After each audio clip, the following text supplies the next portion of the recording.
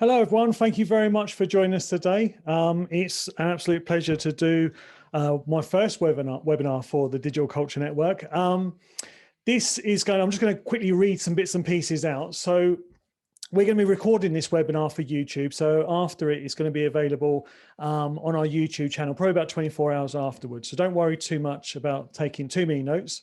There will be also a PDF version of all the slides that are available as well. And any questions that you have, please put them in the questions, the chat box down the bottom there, and we'll get to them in a special section of there. Today, I've got helping me Roberta. She'll be answering. She'll be keeping an eye on the questions and feeding them back to me. But with all that being said, let's get started. So this is what we're going to be talking about today: how to make sure that your video content is loved and shared. And this is something that I've been sort of a part of now for almost a decade and a half, really, of sort of making content for online, for social media, for YouTube, for cinemas and adverts. And I've noticed some trends along the way. So just to introduce myself properly, my name is Dean Shaw. I'm a tech champion for the Digital Culture Network, and that is an Arts Council initiative. It's a 2-year initiative that's going to be extended for another year to enable us to sort of keep on providing support for many organizations as they sort of try new digital things and have sort of different requirements and different needs. So that's us. But I think introduce you also, if possible, to the team. This is Emma Roberts. Emma is our tech champion for e-commerce. So anything to do with shopping, online shopping, print on demand. Emma is the person you need to sort of reach out to. James handles all of our website analytics, Google Analytics, things like that. So if you want to know why your website maybe is not performing as well as you'd hoped, then James is definitely the person to speak to. Saeed, if you're looking to spend any money on advertising, whether that's on Facebook or Google, then to speak to Saeed. He'll definitely help you with sort of getting more bang for your buck. Roberta, who's helping me today, is always in demand. I'm very lucky to have her helping me. She does all of sort of anything to do with websites. So maybe you're sick and tired of your website, you want to refresh, you want to revamp, you want to start a new website, you want to completely throw away the old one, whatever it may be, she's the person to speak to. Then we've got Mark. So if it comes to strategy, if you're looking for something that's maybe your strategy you not feel is relevant anymore and think times have changed, you need to look at new solutions, you just want to speak to somebody about that, then Mark is definitely the person to speak to. And then Hayden takes care of all social media, whether it's Twitter, Instagram, Facebook.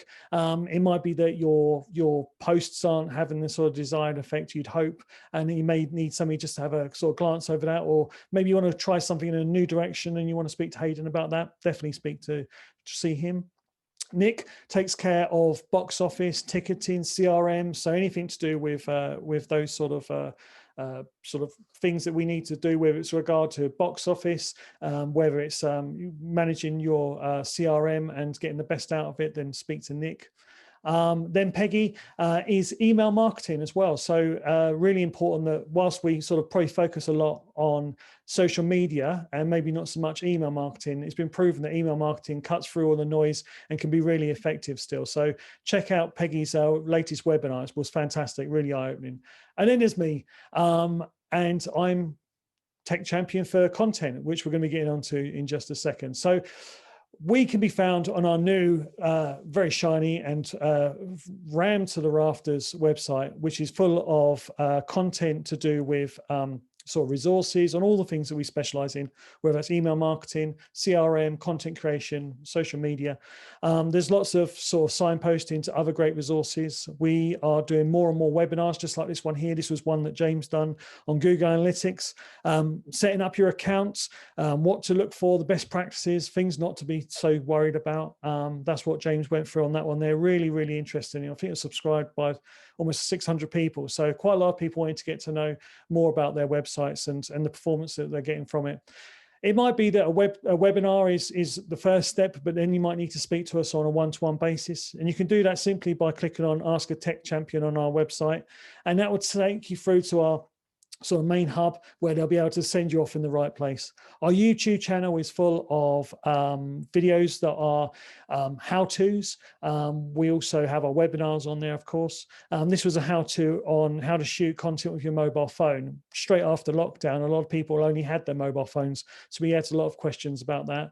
Emma's always been asked, you know, what's the things I should be avoiding in terms of e-commerce mistakes? So she's made a video about the top 10 common e-commerce mistakes.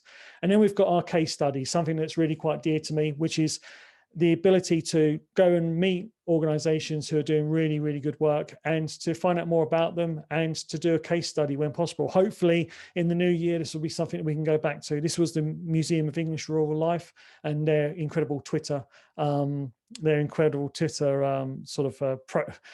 their prowess, really, I guess is the best way of putting it. An incredible chance to meet them and to find out, you know, how they went through the process of going from just simply having all of this archive footage to really making something that was impactful, and, you know, ended up being shared by people like Stephen Fry and Elon Musk. I'm just going to move myself down. This is the team. Well, some of the team, not all of the team are there, but most of the tech champions are there. We have replaced Sarah with Peggy. Sarah is now an RM in the Bristol office, but we've now got Peggy in her place. Owen, our director in the middle, as well as Tina, line manager, and Rose and Paul up there as well. So we've got some, like, a real sort of a steady group of people behind the Digital Culture Network, and it's now in its year and a half, second year, and as I say, which is going to be extended for another year. So what is all this about video? What is so important about video? I'm just wondering if I'm in the best position. I'll go back at the top there. Sorry if I was making your eyes go a bit bad. So what is it about video? YouTube, Instagram, Facebook, Twitter, all of them are prioritizing video, and for very good reason. For most of the audiences, it's incredibly easy to grab the audience's attention using video. If you go back to the whole a picture speaks 1,000 words. So if that's the case, then video must really be quite impactful. The ability to shape the story, the ability to create emotions, to introduce like musical elements into it to really sort of drive it along. You can make a video look sad, it can be happy, it can be funny, you know, and I think it's a great way of sort of communicating with people. And a lot of these social networks have all sort of like realized quite quickly on that the longer somebody spends on their sites, the more adverts they're going to see. So the longest way of keeping people on there at the moment is by showing videos. So therefore videos are being pushed, and they're being pushed in a big way. So they're great for grabbing attention. They're most certainly what the social media networks are absolutely looking for. They're actually quite easy to make search engine optimized. If I think, like, just taking YouTube as an example, you've got the title, you've also got a thumbnail, which you can have keywords in there, can be pretty, can look wonderful, very eye-catching. Then you've got the title, which will have all of the main keywords. And then you've got the description, which can have up to 3,000 characters of keywords in there, which will help YouTube identify what the video is about and help send it to the right audience. So it goes some way to making it quite easy for you to get your content in front of people, you know. So it's a very good way of doing, particularly with sort of something like YouTube. I think video also builds trust with an audience. I keep thinking, I'm trying to think of a better example, but the example I've got is if you want to know how to do something DIY, whether it's changing a light bulb or getting perfect green lines on your grass, the likelihood is you'll probably go somewhere like YouTube to find the answer. It's easy, it's easy to consume, it's easy to search, it's easy to find the answers. And how-tos are one of the great ways of sort of spreading the word. And I really think the video, once they see you, once they hear you, once they get an idea of the passion behind what you know and how you get that across, I think it builds real trust with the audience and people come back for more. Obviously, mobile users love videos. I mean, my latest and greatest phone I've got has got a bigger screen. 4G is here, 5G is around the corner. So it's really easy to consume video on the go. When I think about, when I look at other people's stats, when I look at their stats on the type of devices that the content's being consumed on, video is probably, you know, easily good 2/3 in most people's cases. It's followed by desktops, and then some 10 or so percent on TVs. I still like watching stuff on the big screen, but ultimately I consume more content on my handheld devices. So it makes sense that if we're looking at content on our handheld devices, smartphones, iPads, whatever, then there's a good chance we'll be creating it as well. So before we go any further, it doesn't really matter what kind of secrets I sort of share with you about how I've been able to get some really significant views on my content without addressing some like sort of quality control issues. And I was going to do some examples of what I'm about to show you. Like I was going to go out and film some bad video, but I think we've all got our own examples of bad video, including myself, where we wouldn't even show our, you know, we wouldn't show anybody it, you know, let alone upload it to the internet. In my experience, taking good looking video involves getting closer to the subject. I don't know how many of you have watched like a performance where the person who's filming it is right at the back of the room, and all you can see is it like a dark sort of like edges leading up to this little bit of light at the end, and it's kind of almost like you're looking down a tunnel into a coal mine. You can't really get any sense of the type of performance, whether it's a dance, whether it's music, or whether it's somebody sitting talking. If it's too far away, you as the audience are never going to feel engaged, and simply you're just going to click on the video, this is not for me, and bounce straight out. And nothing can harm your credibility with the various algorithms than somebody arriving at your video and bouncing within seconds of seeing it start. So where possible, get closer to the subject. But I think probably a few of you are going, that's all right, Dean, don't worry about that. I've got one of the latest and greatest flagship phones. I can just digitally zoom in. And that's all well and good, but really, when you're digitally zooming in, you're effectively taking the original HD or 4K image and you're going in deeper, and that basically reduces the resolution, which makes it look a little bit like, well, rubbish really, doesn't it? So where possible, use your body, get closer to the subject. I know professional filmmakers who maybe aren't cameramen or camera women, they're editors and post-production, and where I've roped them into doing something for me. There was one occasion where they didn't want to get on this stage to film this performance. You know, there was about 4 cameras, and I needed at least 2 cameras on stage to film this performance. It was a charity event, and I was like, listen, you're gonna have to get through this feeling that you're not getting up close to the subject, and try and get over it, because ultimately, you know, the audience are just not going to feel engaged if you're at the back of the room where you feel safe, but they're going to feel completely unengaged. Avoid dark and underexposed areas. This is what I tried last night. I went out into my garden and I basically filmed myself in the dark. And I got back and I thought, what am I doing? Everyone knows what it looks like. You know, it's pitch black.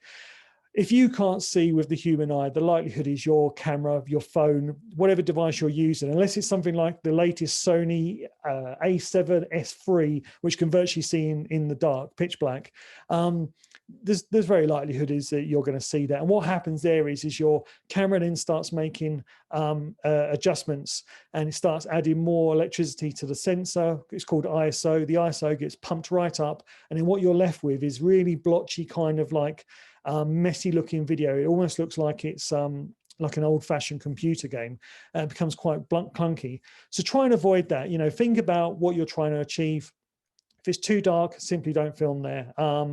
Sometimes it's better just to sort of like admit defeat than it is to try and push a bad situation. Don't forget to try not to overgrade things. You may love Transformers 3. Transformers 3 might be the best film that you've ever seen, and you want to emulate the style of that, with the teal and orange look and everyone having like lovely Californian golden skin. The problem with that is that if you overdo it, it looks quite awful. And most software that we use and most of the cameras we use aren't up to the task of being heavily manipulated. And nothing will date your footage more than a bad grade. Trust me from experience. And I'm even going to show you something in a little while, a little bit later, which highlights this experience. So don't overgrade. If you need to make some minor changes, like add in a tiny amount of contrast to the image, then do so, but don't add like a heavy filter to the footage. It's so easy because a lot of the apps that the phones and the tablets and even the editing software comes with has this button where you just press it and it makes it all look good, but it might make it look a little bit too artificial, and that will date that footage. I'm trying to think of you creating footage not just for today or next week or next month or a year, but for years down the line. And then I suppose practice. I never went to film school. I literally, my education was making small pieces of content on Facebook when it first came out. That led to learning certain ways of doing things. And then one day somebody said, hey, how much do you charge? Would you mind doing a documentary for me?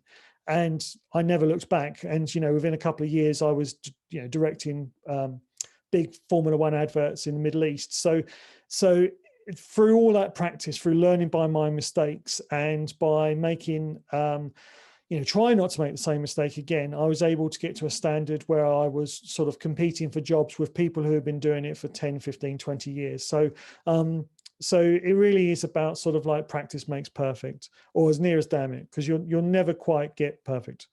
So the main thing, and I put this on here especially, is really don't forget sound. Sound is so important. In my case, I always try and get the microphone as close to the subject as possible. Right as we speak now, I've got a JCB going up and down my road, digging up. I can't believe it. It's like literally of all the times to do so. So I've got a microphone that's literally just a couple of inches from my face, and hopefully it's drowning out the background noise. People will tolerate low sort of quality images to a certain extent, but they won't tolerate bad audio. If you think of Paranormal Activity, the Blair Witch Project, Cloverfield, these are found footage films that are shot in a way that makes them look quite, handheld. But the one thing that you can't deny is that their sound is spot on. So where possible, if it means getting an external microphone, if it means getting a wind deflector for your just try to see if I had one. I haven't. But if it means getting a wind deflector for your microphone so that it cuts out any sort of like gusts of wind that come along, it's a small investment, and it will really make a world of difference for your audience more than anybody. So we are at a really exciting part in the world of content creating. When I started over a decade ago, it was nothing but professional. Everyone wanted it looking like a Chanel advert or a BMW advert. They all wanted it looking incredibly polished. And then slowly but surely, sort of the mid 2013s onwards, we started getting like influencers and things like, what's an influencer? What do they do? What do they get paid for? And they started producing user-generated content that they shot in their homes, shot on location, really easily done. And it was found to be quite an alternative to the polished look. And there's been a lot of debate, particularly from big companies like Ogilvy and Saatchi and big sort of brands where they kind of go, well, we're spending tens of thousands, hundreds of thousands in some cases on these small little social media adverts.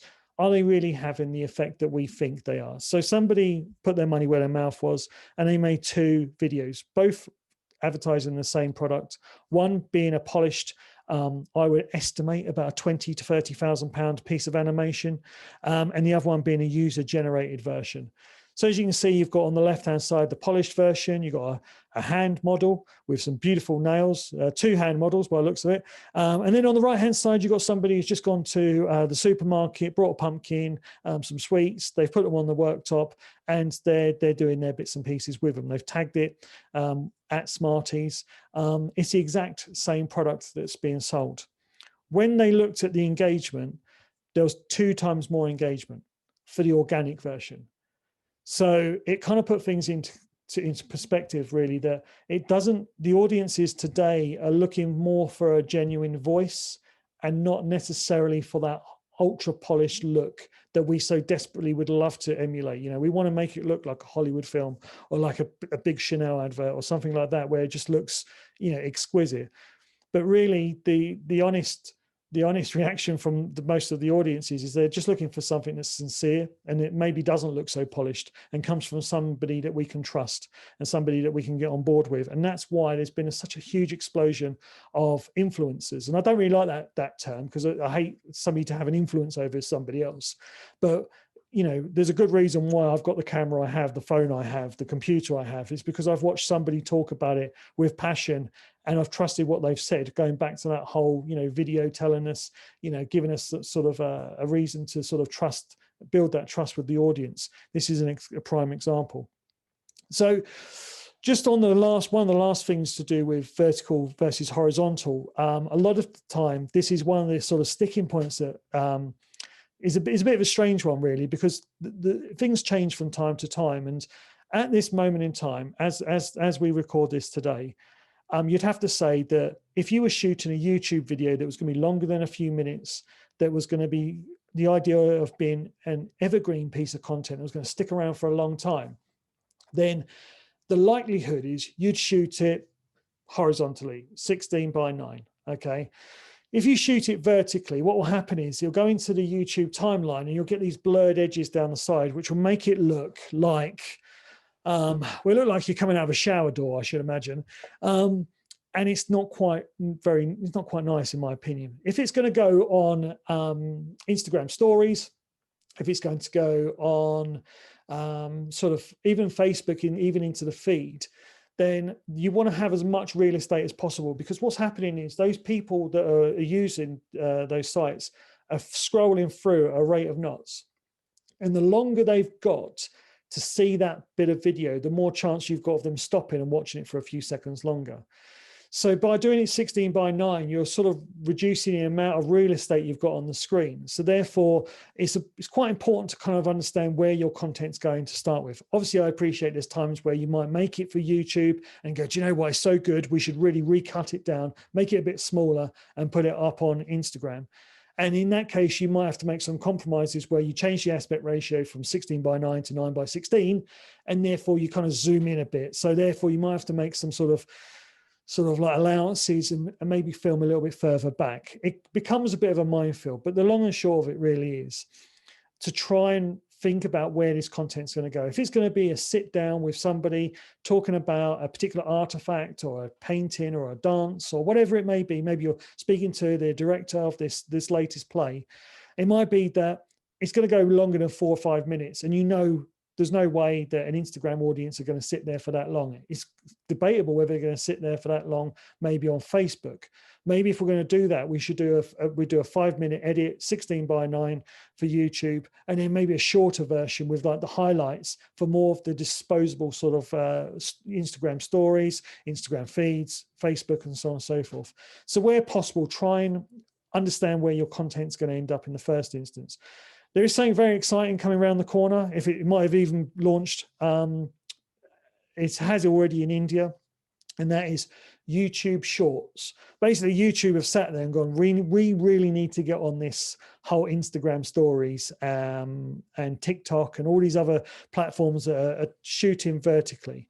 So what they've done is they've done a 60-second video that's shot vertically, that you can upload, and it's quick and it's instant, and it's really ideal for things like I can only think of ballet dancers at the moment, but let's just go for this one. So if you are an aspiring dancer and you want to know how to do a particular move, this would be your chance to make a video that lasts just 60 seconds that shows them just that one thing. And you could do one a day all month long if necessary. Obviously pre-record them, try and get yourself a head start. That's one of the ones. It might be that it's 60 seconds of a book review. I don't know how that would be possible, but you could do something like that. It could be 60 seconds of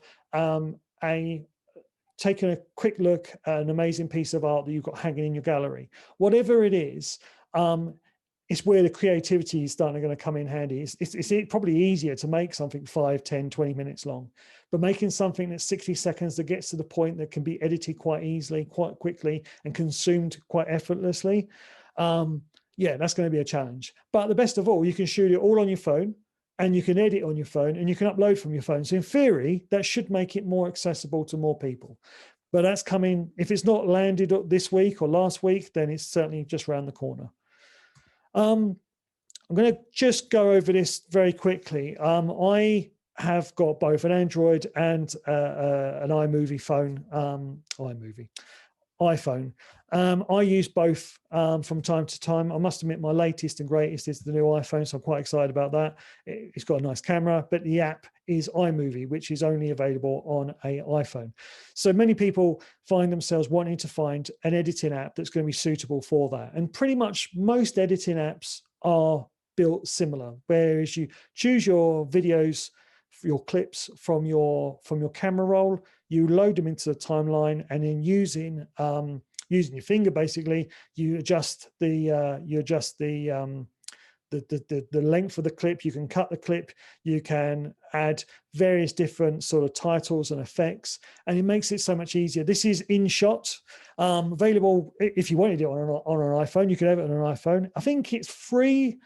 It was free when I bought it. No, so it was free when I got it, and I think I upgraded $9.99 to the watermarked version because I didn't like the idea of having a watermark in there.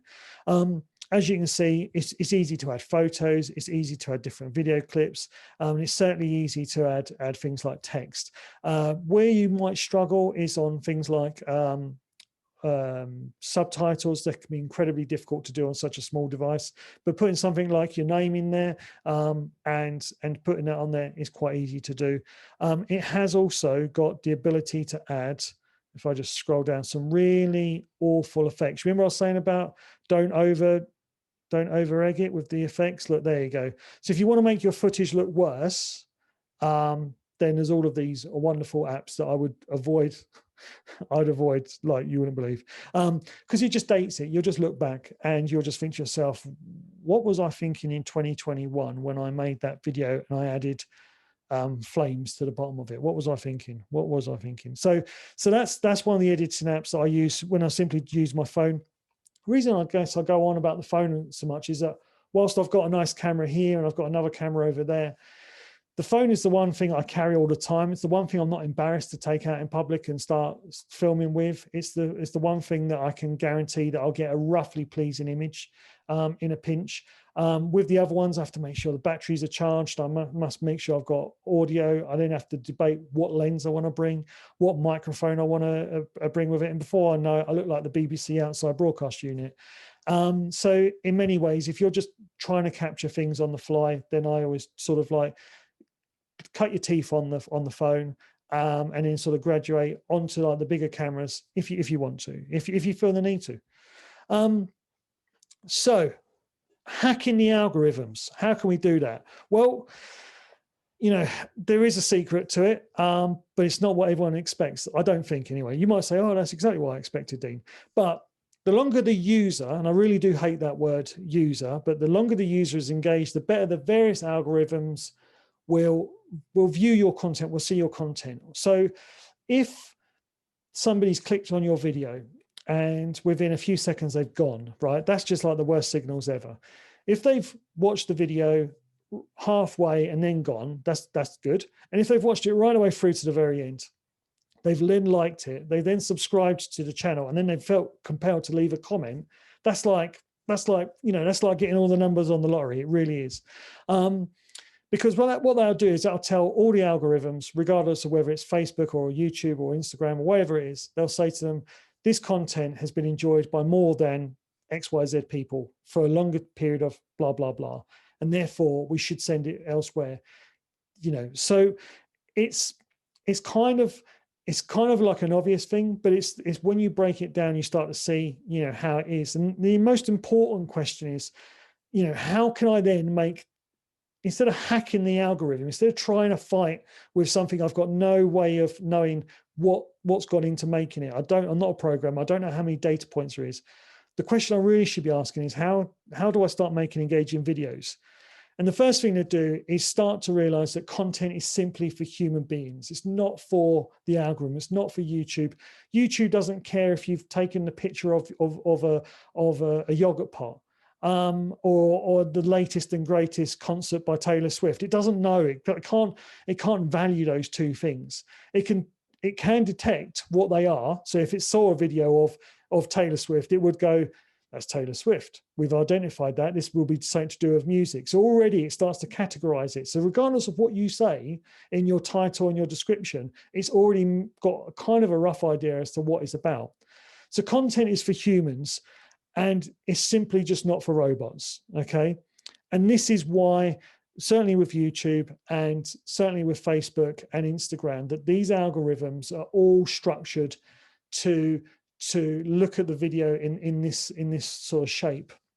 So this is how I look at it. And this is, I don't know if this is, certainly don't think it's groundbreaking, but this is how I look at when I produce a video.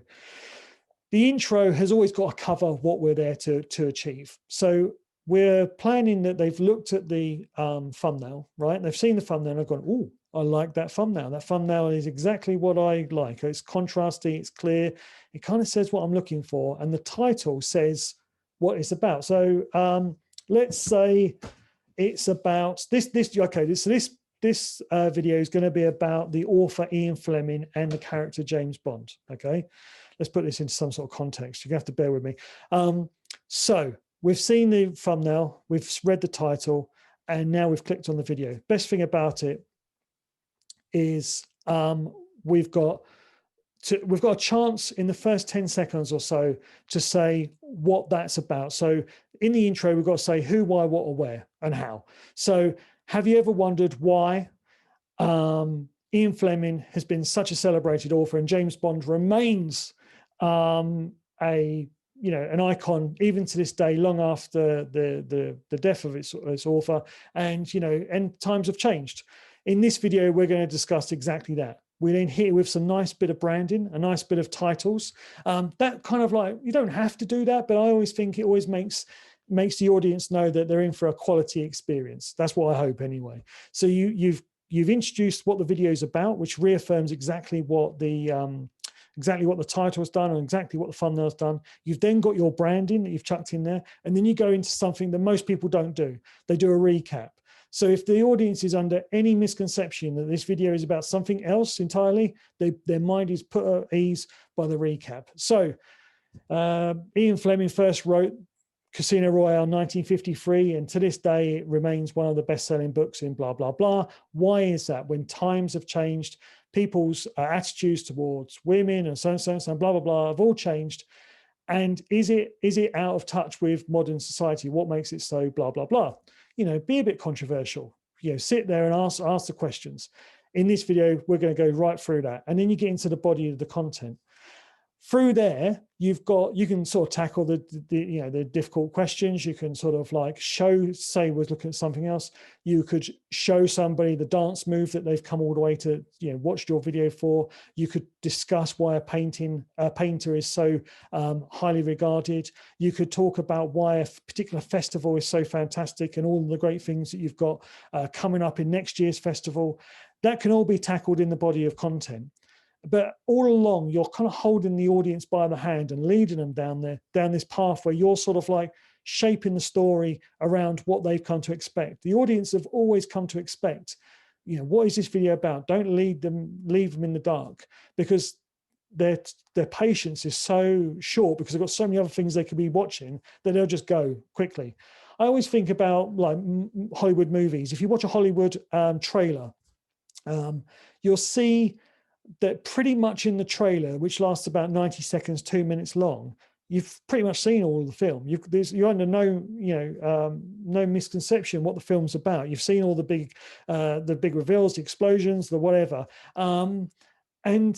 And so when you go to see the film, you kind of know what to expect. And I think our audiences has been hardwired into that kind of way of being dealt with content.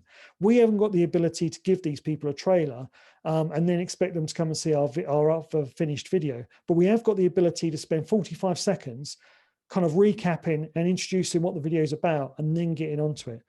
Best of all, the real successful channels, what they do is before you know it, before you've even seen how long the video is got to go, they've already wrapping it up in a lovely, neat conclusion. So what have we learned? Well, we've learned that yes, times have changed. And, for many people, what Ian Fleming wrote back in the 50s is not acceptable, blah, blah, blah.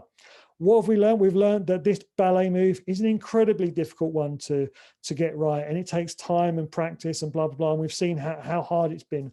Or we've seen why this painter was so highly regarded and possibly ahead of their time. You know, there's so many ways that you can wrap it up in a lovely bow. And then you get to the end and you go, if you've liked this video, please give us a like. We would really appreciate it. If you'd want to see more videos like this, maybe leave us a comment. What would you like to see? And if you haven't done so already, please consider subscribing. And it's that kind of sort of like lovely sort of way that they sort of wrap it all up.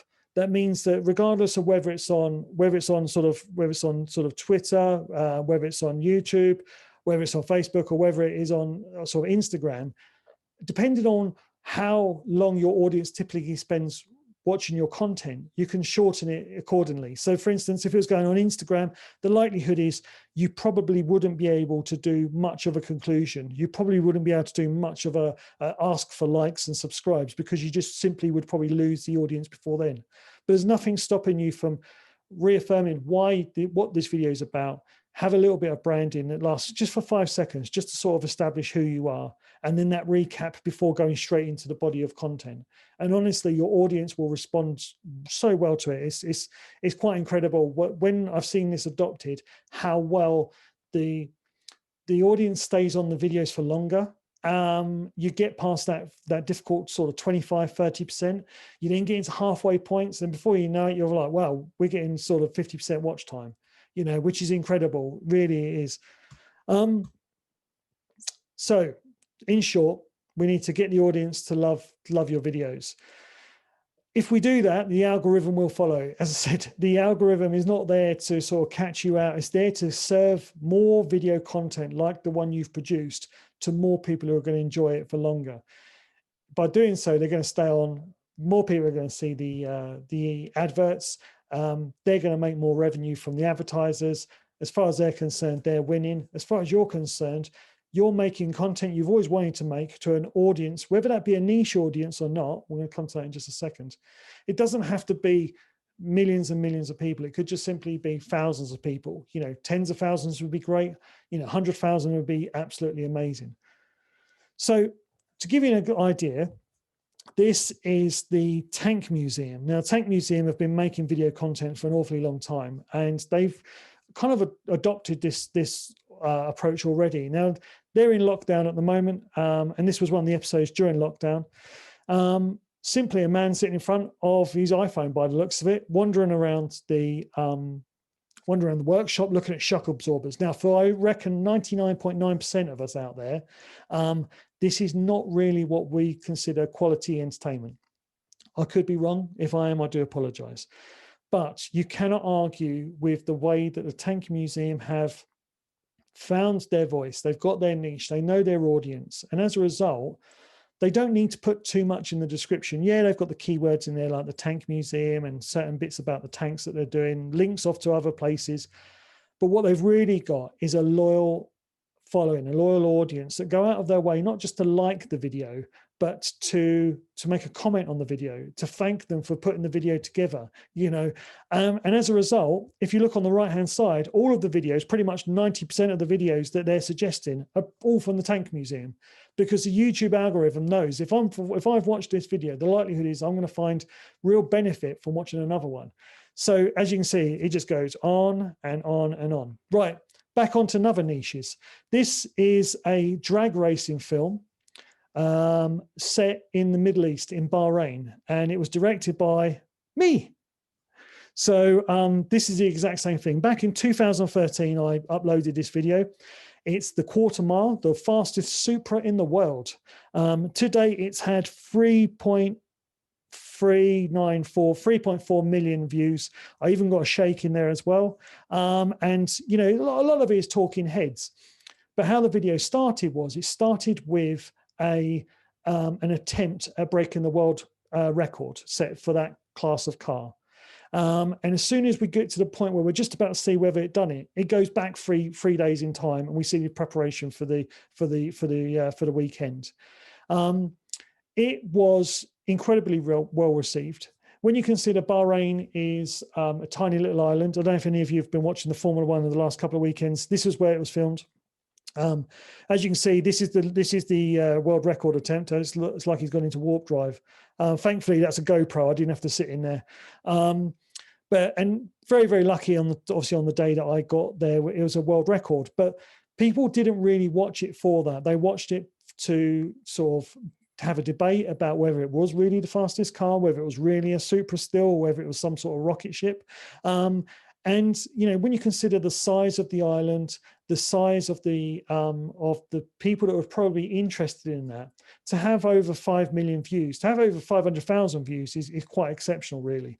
When you look at the content they've produced since then, where it's just maybe a car shooting down the track with no context, no story behind it, no trials and tribulations, no real love in it, it's just simply somebody filming it just for, to prove it was done, they get maybe 1 or 2, 3,000 views. By far, this is the most successful drag racing film, certainly in the Middle East. I'm not sure about the world, but it all rests on the fact that I accidentally, in 2013, stumbled across a little formula which enabled me to tell a story in a way that was going to keep the audience hooked. Now, if you go through the comments, you will see people going, the real video starts at 10:40, which kind of ruins the surprise and sort of means that for 10 minutes, I've sort of been wasting their time. But ultimately, the real sort of the passion for it is in the storytelling and how, these guys have put together this car. It's fast. It's their passion. They've enjoyed it. And that is shared with so many other people. But what if we don't have the resources or even the time to do video? Because I think more often than not,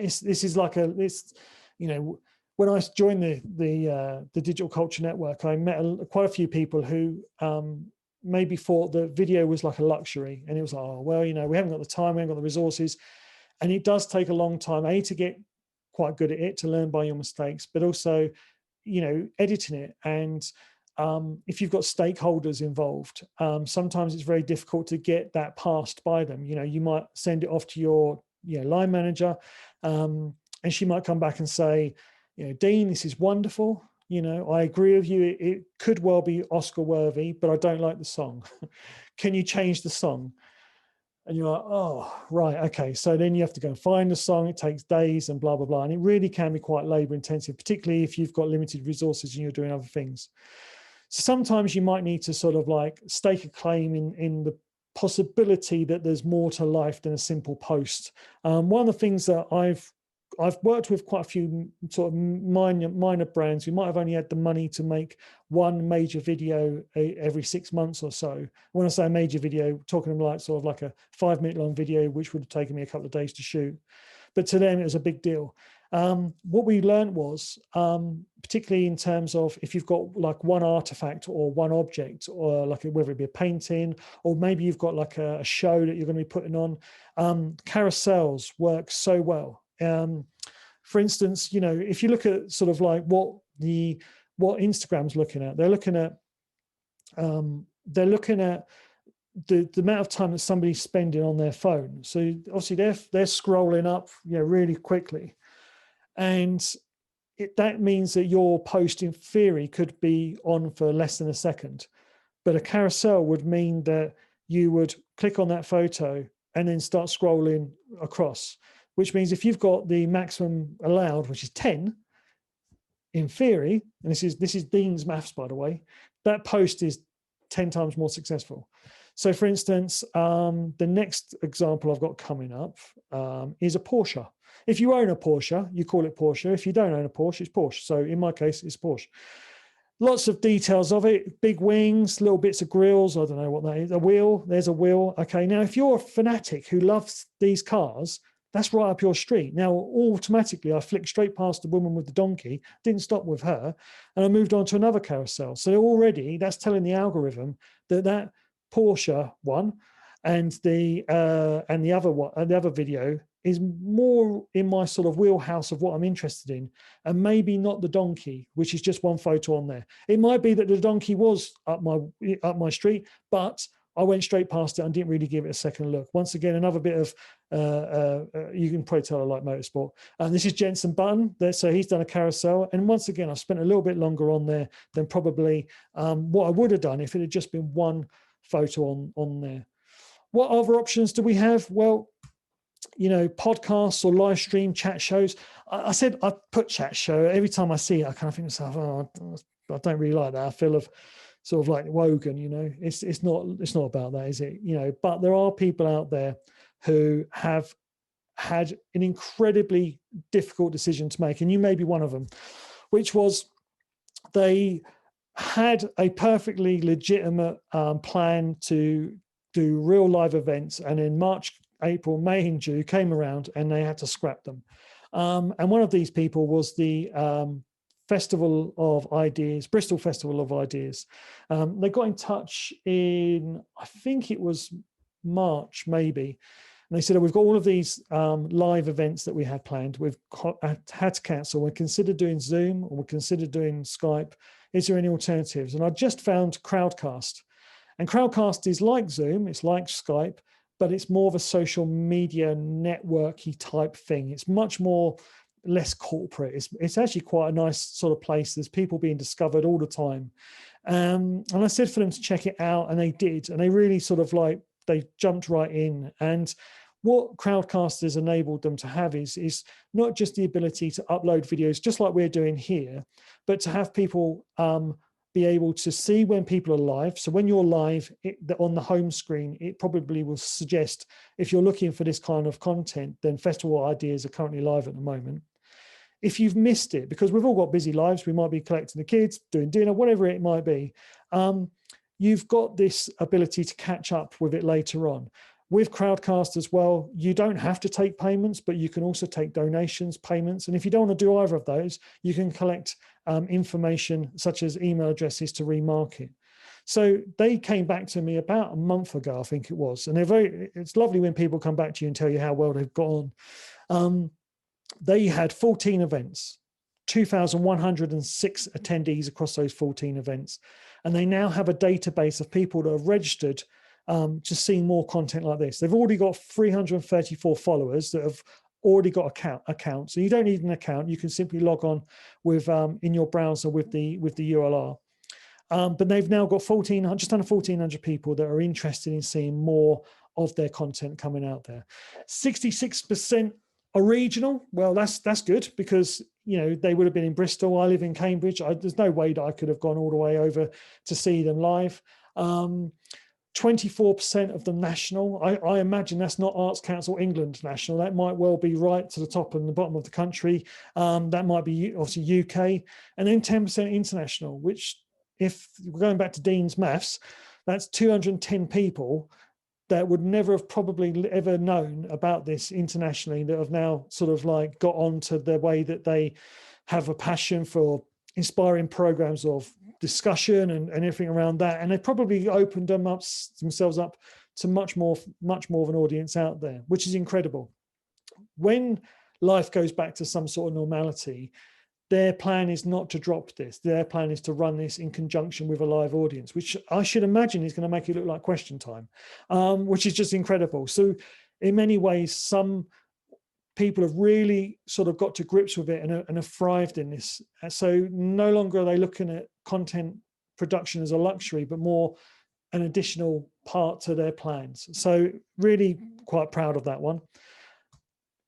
But we probably get ourselves into I don't know, what's the best way of putting this, into kind of like a downward sort of mini depressive cycle, which is, I should have started all of this back when, blah, blah, blah. If I'd have just started producing content in 2010, I'd be like Casey Neistat now. I'd have maybe 5 million people watch my video every time, not just once in a blue moon, every time. But I didn't. Maybe I should have started in 2013 or 2017, or maybe I just started last year, or even during the pandemic. Maybe it's just simply too late to start, and you do get to the point where you think to yourself, if only I could turn back time. Well, I think I've talked enough at the moment. So I'm going to show you something which hopefully will illustrate that we've come an awful long way, but we've still got a long way to go. And now is as good a time as any to get started. If I could turn back time, if I could turn back time, if I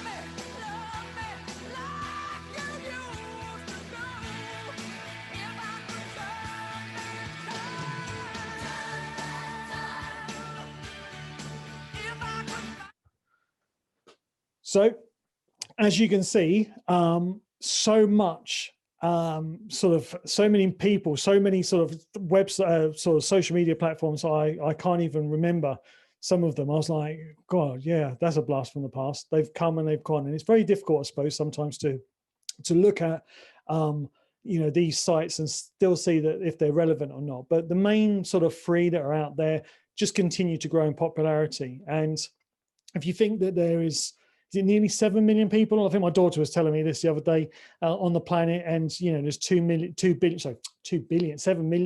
billion people, but there's 2 billion active users on YouTube. These are people that are registered. These are people that are, have got a profile. So it's incredibly important that we sort of think that there's still certainly room to go. Now, let's just flick over to here, move myself down.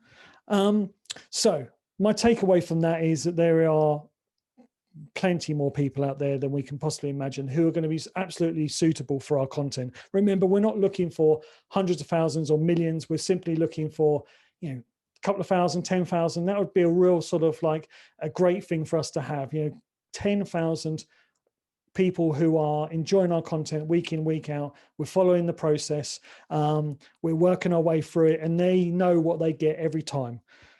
There's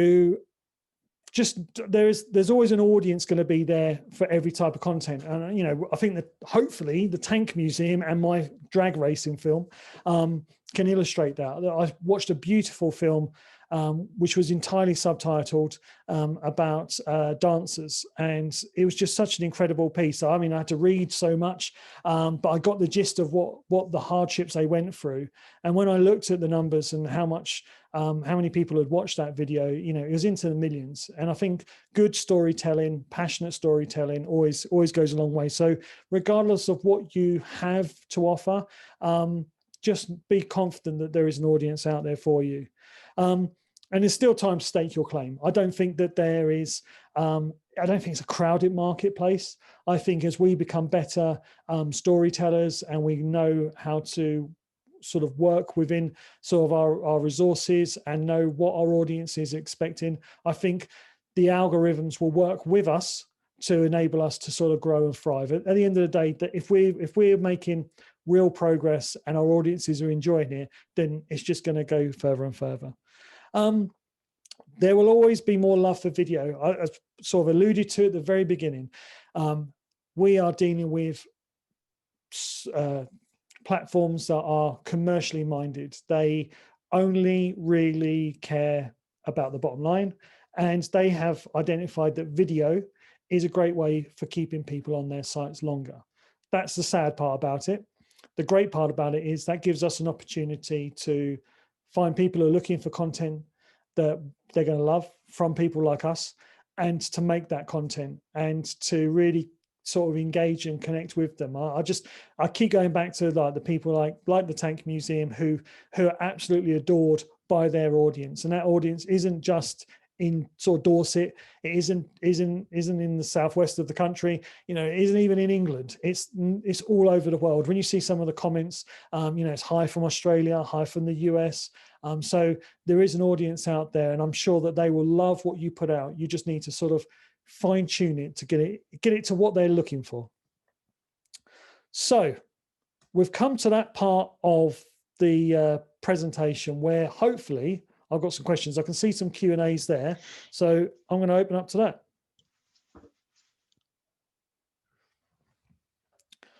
And I might bring my wonderful partner in the crime in this with Roberta. I was going to say, Dean. Hello, Dean. We've had about 8 questions. Do you want me to read them out to you? Yes, please. I'll do my best. I'm on the spot now, aren't I? So, Dean, when you say overgrade, are you referring to filters? Yes, I am, most definitely. Yeah. So filters on all of these apps, they give you the ability to put in a filter, and sometimes if you just drop it on, I had one where I think in the edit it made the sunflowers behind look almost fluorescent. So you can always dial it down. But when I look at my drag racing film, it's got a very grey yellow tint to it, which at the time was all in vogue.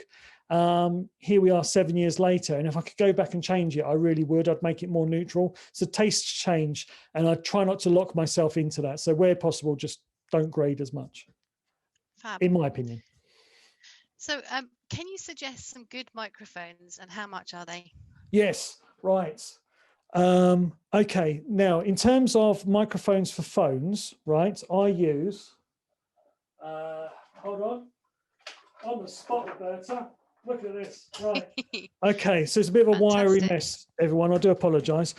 So for using on a mobile phone, we'll start with that one first. What I do is, before I do anything, I stick it in something like this here, which is a cage. Ignore this bit on the side. So basically my phone fits in this cage like so. And that gives me the ability to hold the phone without touching the phone. So I can get a nice steady shot with it. And then on top of that, I then get what's called, this one is called a Rode, RODE, microphone that plugs into the phone, hopefully around there somewhere. Anyway, so it plugs into that. And then what that does is that gives you the ability to be directional. So therefore, it cuts out any of the background noise relating to sort of like my digger that's now gone, thankfully. And it's just a really clever sort of piece of kit. It's on like a shockable mount, so it flicks around, so you're not going to get clack, clack, clack, clack, clack. Because the phone's great, but it's designed to sort of do voice calls and things like that. And what I found is there's a lot of people that struggle with wind noise. This does come with a fluffy, they call it a dead cat, which is not a very nice thing to call it, but it's a fluffy thing that goes on the top, and that shields it from the wind. Best of all, if you get this type of one, when you graduate from a phone, let's say you've had a runaway success of videos, you've spoken to the stakeholders, and they've gone, do you know what, we think that we want to invest in you and your filmmaking, we're going to get you a DSLR camera. When, excuse me, didn't think of this one.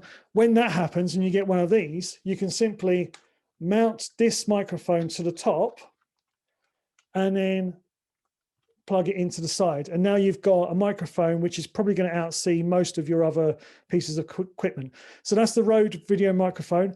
I will put a link, it'll be a link to Amazon, but honestly, you can buy it anywhere. There's many sort of independent companies that sell them. It's a cracking little microphone. You can get them with a different brand called Boya, which I think is a Chinese competitor, and I think that's around about 30-40 pounds, and then this is about 50-60 pounds. But I think that this will last you so long, so it's a good piece of kit.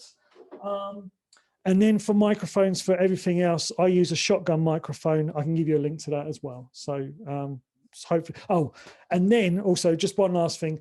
I used a lot of radio mics as well. So if you've got like a walk and talk around a particular sort of like a museum and you're following the person, I've got a radio microphone. This is a very old one. This shows you how this is about, I say very old, it's 7 years old, and they've become much smaller and much more affordable. I think it's about £300 when it first came out. The ones you can get now from the same company, much smaller, about 150, they just simply click onto your clothing. They transmit the signal through Bluetooth, goes into your device, whether it's a phone or whether it's a camera, and you, the presenter, have got the freedom to roam around and talk about all great things without the worry of cables and bits and pieces like that. If that's too much, you have then got the ability to have, and I haven't got it here, but something like this here, which is just simply a lavalier microphone that clips onto your clothes, plugs straight into your device, whether it's a phone. If you've got an iPhone, you'll need the lightning adapter. But if you've got a normal phone, sorry, not a normal phone, but a phone with a 3.5mm jack, this will work. And this goes into a camera. And then this will get you nice and close to the voice, which means that you'll cut out most of the background noise. And I can pick one of these up for about, well, less than £10, I think, which will make such the difference to your production quality. People will be like, oh, I can hear, wonderful. So yeah, so that's that. Long answer, sorry, Roberta. Brilliant, that's all right. Next one's about equipment as well. So are there, would you recommend using high-end phones over high-end iPads for imagery or video quality? Recently, recently the cameras in the phones are better than the iPads, but that might just be where they are on the evolutionary scale. Like, for instance, this is the iPhone 12 with 3 lenses, and it's beautiful, really, really nice. You can still tell it's phone footage, but when I've looked at, say, the iPad Pro, which is a very expensive one, the camera isn't as good, but obviously you've got a bigger screen. I would probably go with the phone, but if I was going to be editing on the device as well, I'd probably go for the iPad, because iMovie on the iPad, particularly the new iPad Air, is exceptional. It's so easy. It's very fast, because Apple make the hardware as well as software. It works really well together. So if you're just capturing the footage and then uploading it to a computer and then editing it on iMovie or a DaVinci or whatever it is, then the phone. But if you're going to do it all in one device and you just want ease of use, then I'd probably go with an iPad Air, not the Pro. Save yourself £300 and go for that. Sounds like Martin Lewis meets QVC, this bit, but I do apologise. Brilliant. Okay, so does another question, does more engaged mean more sales generally? What do you mean by engaged? Yeah, I think you've just got audience buy-in regardless. I think when trying to think of a real example that I can sort of quantify, other than, I mean, there's been a few companies that I've worked for in the past where it's been a short-term sort of contract where we've produced a lot of content over a short period of time. And one of these was like this, we used to do these little adverts, right? It was for a product that made your car go quicker, okay? And basically you plugged it into your car and it made it go quicker. And I always said that these glossy videos that I was producing were having near enough no engagement, and they were putting thousands of pounds behind them on Facebook, and they were getting sales from them. And then I worked with an influencer called James, doesn't matter. James Martin is his name, but he's not the chef. And James basically has a YouTube channel where he drives other people's cars and then critiques them. So imagine he's just jumped into your car and he's driving and going, oh, it's not as quick as I thought it was. Oh, what a disappointment. I mean, it'd be soul destroying, really. Well, anyway, he basically test drove a car with one of these devices fitted, and was, so happy about it. He was like, it's incredible to think that for a few £100 you can make a car go so much faster, blah, blah, blah. From that video alone, they've done £240,000 worth of business, compared to months worth of just sort of chucking out videos. This had so much organic growth. It was trusted from a trusted source. It had real, it was a real sort of nice sort of thing for them to sort of like get involved in it. And they really liked, the audience responded well to him. And as a result, that's the kind of engagement I think it gives you sort of, in my opinion, it does lead to more sales. In short, it does. My example is probably a bit different from the arts and culture sector, but it had resulted in massive amount more sales because he was trusted. And best of all, I think they paid him about £3,000. So they paid him £3,000. I produced a video for him. He thought he was like quitting because he's like, I've just got £3,000 just to talk about this. He really liked the product anyway, and actually got one for his own car. And then the sales just came flooding through. That's fantastic. So in short, Dean. yes. Brilliant.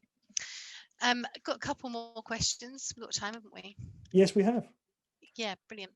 So are there any data or stats on optimal watch duration for IGTV, i.e. 5 minutes or 1 minute, etc.? Yeah, God, this is I've only got a small amount of data from a few different sort of MPOs that I've worked with.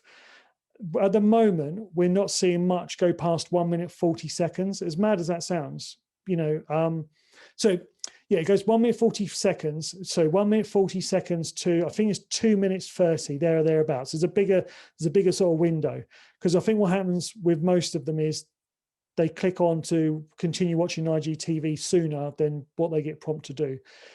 So from what I've seen so far, it doesn't really ever get past 3 minutes. It's very exceptional. And I think to my own usage as well, when I'm watching something on Formula One or whatever, if it's going to be a real sort of like slog, I'd sooner watch it on a bigger screen, or I'd sooner, I don't know why, it just doesn't seem to be connecting in the longer form content that I think they were hoping for. So what I've seen so far, and that's been a couple of dance studios, one, well, what was the other one? It's the ceramics and pottery sort of organization. And then there was a literature organization. So there's only a small amount, probably four, I might be missing a couple, but most of them never really got past the 230 mark in any significant numbers. So it might be that it develops over time, but at the moment, it doesn't seem to really be going that far. Fantastic. And what would you say the best way to do a live video out in the field when there's no Wi-Fi and no touch and go phone signal? Because we want to do a live around one of our sites, but it's in the middle of nowhere. Is it just not possible?